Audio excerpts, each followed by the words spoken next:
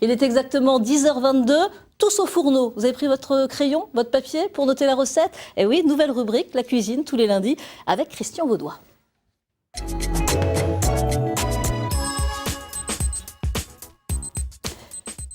Christian, bonjour, bienvenue dans Champagne-Ardenne Matin. Alors vous êtes membre de la Fédération Française de Cuisine Amateur et vous allez nous expliquer justement votre recette. Et la recette du jour aujourd'hui, l'émincé de dinde rouge au croustilles de pommes de terre. Que faut-il pour réaliser cette recette?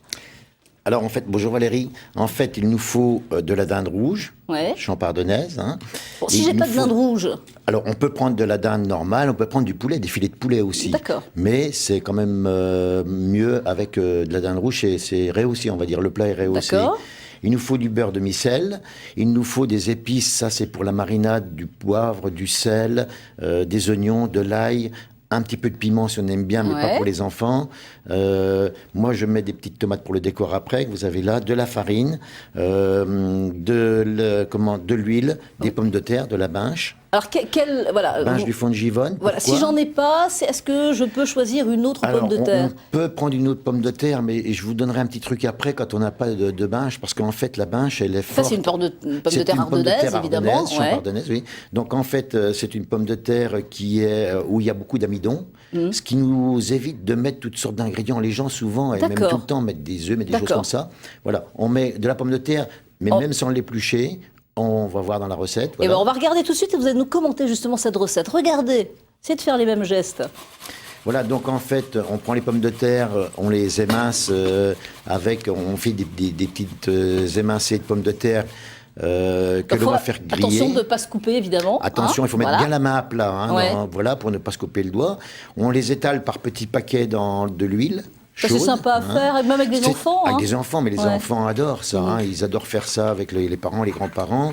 Et ça va vite à faire. C'est pas trop gras, il y a de l'huile là. Non, parce qu'après, vous allez voir, on les met sur du papier absorbant. Voilà. Et ça, après, on peut le faire le matin et les réchauffer sur une plaque, par exemple, sans remettre de matière grasse ni rien. Le matin, ça va sentir, là. Ça sent, mais ça sent bon. Bon, d'accord. Quand tout le monde est parti à l'école. Quand tout le monde est parti à l'école, voilà. Donc ensuite, on effile notre dinde au couteau. Moi, je le fais jamais au hachoir, je le fais au couteau. On l'assaisonne, le persil, bien le assaisonné, poivre, ça c'est important. Bien assaisonné, le sel, le poivre. On met un petit peu de concentré de bœuf. Ah oui, c'est ça c'est nos grands-mères et nos parents avaient ça, je me rappelle. Ça nous rappelle le bon temps, en fait. On remue tout ça.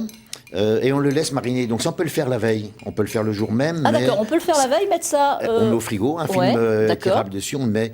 Et au moment de cuire... et là, c'est de la farine. Petit secret, je mets moi de la farine. Ça fait comme un petit bonbon parce qu'en fait, toutes les saveurs restent à l'intérieur et ma dinde n'est pas du tout sèche. Souvent, c'est sec, on n'en prend pas parce que c'est sec. Alors, donc un peu de beurre, voilà. Un peu de beurre demi-sel. Je remets un peu d'huile avec pour masquer ma farine. Et on va le laisser tranquillement, 5 minutes. Vous allez voir avec feu doux. À feu vif. Vif parce que, vous voyez, ça colorie tout de suite. Bah, je fais comme ça, vif d'habitude, moi, donc ça va. Donc ça prend une couleur vive tout de suite. Regardez, avec le persil, les belles couleurs que ça a. Ça fait, on dirait du caramel. Il faut que ça soit un peu doré. C'est doré, voilà. Après, on le mange comme on veut.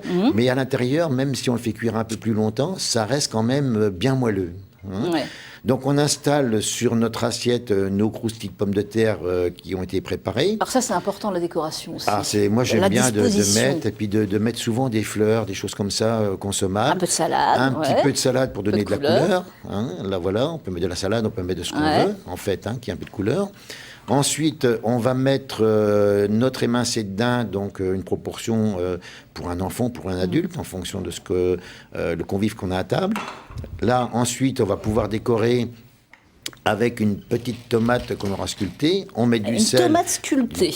Alors, la tomate, elle est crue, elle n'est pas cuite. La tomate, elle est crue, là, on le voit. En fait, c'est tout simple. Moi, je fais une feuille avec. On peut tout faire. On peut faire une rose, par exemple. C'est simple aussi. Un jour, on fera uniquement avec des décors. On fera une émission qu'avec des décors comme ça. Et voilà ce que ça donne quand on a notre décor qui est sur l'assiette. Et c'est magnifique. Voilà. Et le résultat est là. Justement, donc c'est très très beau, la salade, la petite tomate décorée, et puis je vais goûter, je vais goûter la croustade. C'est super bon. Un petit morceau de viande quand même, j'ai une émission à terminer. Mais... Oui. Voilà, c'est simple à faire, c'est un produit familial que l'on peut réaliser avec des enfants. et qui n'est pas, c'est pas calorique, c'est quelque chose et ça fait manger en fait. Simple, c'est très très bon et facile à faire, c'est vrai. Avec les enfants, on peut retrouver cette recette sur le site internet de France 3 Champagne-Ardenne. La semaine prochaine, vous revenez nous voir et vous nous présenterez. Alors la semaine prochaine, on va faire un mariage culinaire champardonnais italien. On va faire des pâtes fraîches aux orties et des ravioles aux orties. Je vous ferai souffler du boudin blanc de Rethel. Bon. Vous verrez, on verra tout ça, exactement, et on prendra un petit crayon et un papier pour noter tout ça. Merci beaucoup. Merci Christian Vaudois, à la semaine prochaine.